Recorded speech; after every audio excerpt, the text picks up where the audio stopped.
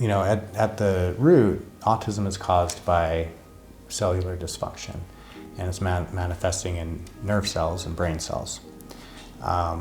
And sometimes this dysfunction, manifests in different wiring patterns in the brain.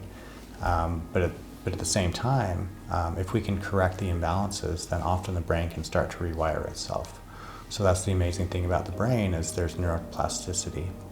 And so no matter what age someone's at, there's still some degree of neuroplasticity, and we can get things wired up well again. Also, if the brain doesn't have the nutrients it needs, or if there's inflammation, it's going to feel like it's in a state of attack, and so it's going to feel stressed and it's not going to function correctly. The thing, though, is that the brain is incredibly complex, and there's a lot of different nutrients, a lot of different things that cause that stress at the biochemical level, at the psychosocial level, and all those things. So our job is to discover what is actually causing it. And I've listed some general areas here of the things that are causing cellular dysfunction in neurons in autism. And these are things that are based in science, that are published in scientific journals, peer-reviewed. And we use this knowledge to try to get those neurons back into optimal functioning. And again, often we see improvements in speech, improvements in cognition, improvements in social skills, improvements in how these kids feel, and so many benefits to it.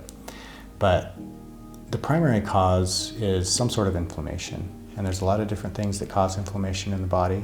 Inflammation is kind of a general term, but there's a million different things that can cause it. And that's part of the problem with autism, is that we can't just say, oh, you have inflammation, so let's address the inflammation, and that's the end of the story. No, we need to find the source of that inflammation. And inflammation from a biological perspective could be considered similar to stress from a psychological perspective.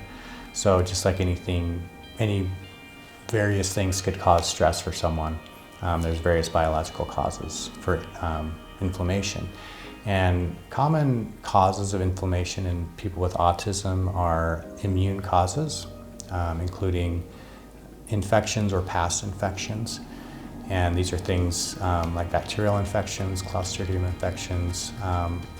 Autism is associated with infections in the mother during pregnancy, and so that's an important part of the history.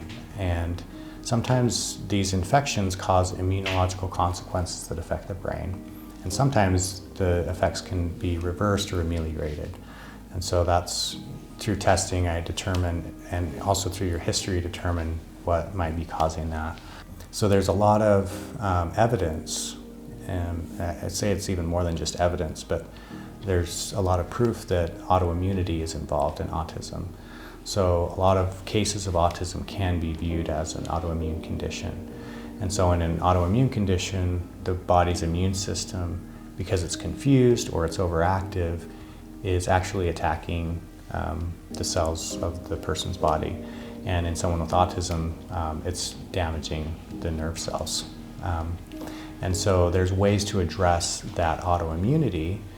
First of all, it is nice to know what caused it, because infections can cause autoimmunity. They're actually probably the major number one cause of autoimmunity.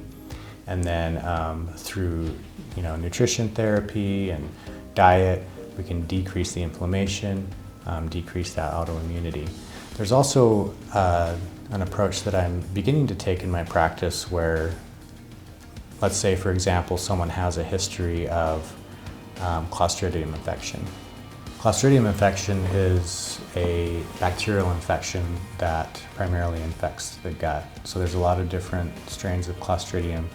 Certain strains are overrepresented in people with autism, and there's evidence that these strains may be contributing to neurological damage in various ways. If it's resulting in autoimmune inflammation, then there's a modality called low-dose immunotherapy, where we try to downregulate someone's immune response that is manifesting in autoimmunity that might be causing some autism symptoms.